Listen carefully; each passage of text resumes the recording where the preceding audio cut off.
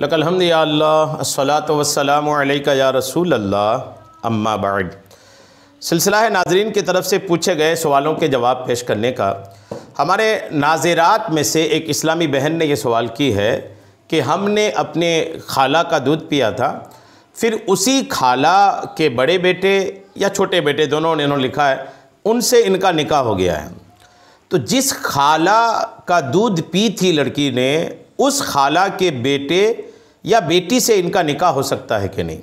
ये तो बताते निकाह हो ही गया है, तो ये निकाह दुरुस्त है कि नहीं? आइए जवाब तवज्जो के साथ सुनिए।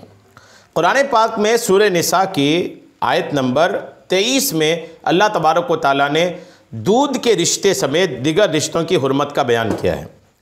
दूध के रिश्तों की हुर्मत बयान करते हुए अल्लाह तबारक व तआला ने फरमाया, व उम्महातुकुमुल्लाती अर्दअनाकुम, तुम्हारी वो माएँ जिन्होंने तुम्हें दूध पिलाया। वो माँ भी सगी माँ की तरह हो जाती है, जिन्होंने दूध पिलाया वो सगी माँ की तरह हो जाती है। अब वो माँ भी हराम हो जाती, सगी माँ की तरह हो जाती है। अब सवाल ये है कि लड़की ने खाला का दूध पिया, ये तो कुरान की आयत सुने आपने। अच्छा, इस पर एक हदीस पाक भी आप सुन लें। हदीस पाक आप सुनेंगे तो बात और मज़ीद मजबूत हो जाएगी। हदीस पाक नबी करीम अलैहिस्सलातु तस्लीम ने फरमाया कि जो रिश्ता नसब से हराम होता है वो रज़ाअत से भी हराम हो जाता है। बुखारी शरीफ किताबुश शहादात के हदीस नंबर 2645। जो नसब से हराम होता है वो रज़ाअत से भी हराम होता है। मतलब जिस तरह की कोई औरत माँ हो जाए, उसका जो बेटा है वो हमारा सगा भाई होता। कोई औरत जो हमारी माँ है, उनकी जो औलाद है वो हमारे सगे भाई बहन है। तो वैसे ही अगर किसी खातून का हमने दूध पी लिया और दूध पीने के जो शराइत हैं वो सारे कुछ पाया जा रहा हो, वो सारी बातें अगर पाई जा रही हों, उसके बाद जिस औरत का दूध पिया वो औरत सगी माँ की तरह हो गई और उनकी औलाद जो है वो सगे भाई बहन की तरह हो जाते हैं। ये बहरहाल मसला है, ये तो इस पर कोई डाउट नहीं है। और आसान कर देता हूँ मैं। बार शरीयत में सदरुश शरिया अलैहिर्रहमान ने दूध के रिश्तों की हुर्मत के बयान में जो लिखा है वो सुनिए। बच्चा ने जिस औरत का दूध पिया वो उस बच्चा की माँ हो जाएगी, ठीक है। और उसका शौहर जिसका ये दूध है, यानी उसकी वती से बच्चा पैदा हुआ, जिससे औरत को दूध उतरा, उस दूध पीने वाले बच्चे का बाप हो जाएगा। और उस औरत की तमाम औलादें उसके भाई बहन, खा उसी शौहर से हों या दूसरे शौहर से, उसके दूध पीने से पहले की हैं या बाद की या साथ। क्या समझे?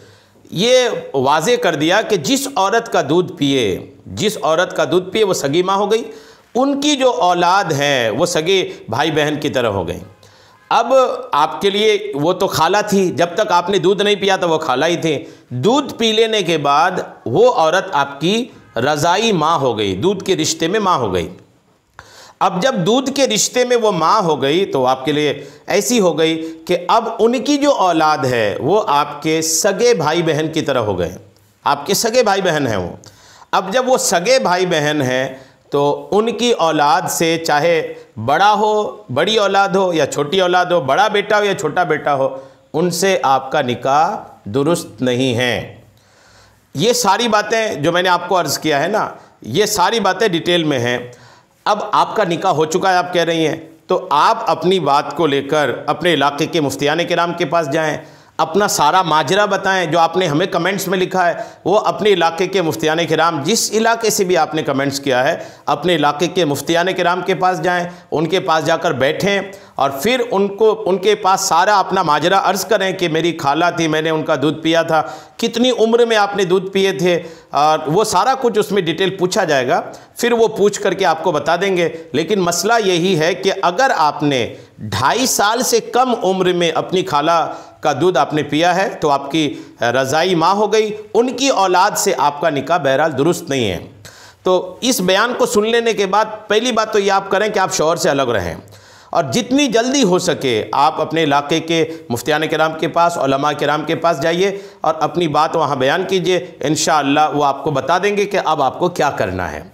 ये मैं इसलिए अर्ज़ कर रहा हूँ कि सारा कुछ यूट्यूब से ही हासिल करने की कोशिश नहीं करना चाहिए।